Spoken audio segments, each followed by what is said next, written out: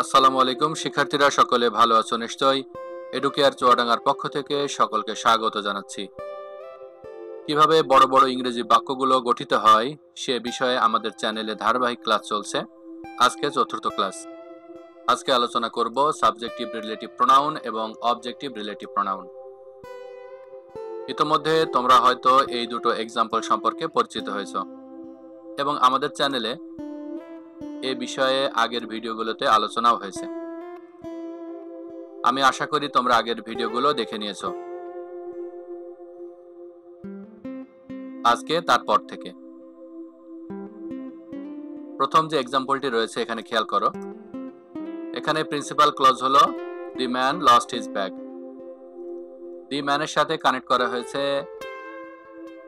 The man is poor এই অংশটুকু, এবং হিজ ব্যাগের সাথে কানেক্ট করা হয়েছে দ্য ব্যাগ ইজ রেড এই অংশটুকু। এখানে একটি বিষয় লক্ষণীয়, তা হলো সাবঅর্ডিনেট ক্লজের সাবজেক্ট এবং তার আগের নাউন সেম। এখানেও সাবঅর্ডিনেট ক্লজের সাবজেক্ট এবং তার আগের নাউন সেম। আর সাবঅর্ডিনেট ক্লজের সাবজেক্ট এবং তার আগের নাউন যদি সেম হয় তাহলে আমরা তাকে সাবজেক্টিভ রিলেটিভ প্রোনাউন বলবো। পরের এক্সাম্পলটা দেখো। এখানে প্রিন্সিপাল ক্লজ হলো the man lost his bag. এখানে দি ম্যানের সাথে কানেক্ট করা হয়েছে আই নো দ্য ম্যান, এবং হিজ ব্যাগের সাথে কানেক্ট করা হয়েছে আই স দ্য ব্যাগ। এখানেও একটি বিষয় লক্ষণীয়, তা হলো সাবঅর্ডিনেট ক্লজের অবজেক্ট এবং তার আগের নাউন সেম। এখানেও তাই, সাবঅর্ডিনেট ক্লজের অবজেক্ট এবং তার আগের নাউন সেম।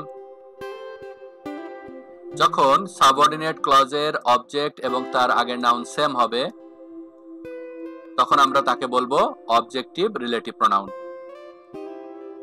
তাহলে আমরা আজকে দুটি বিষয় শিখলাম।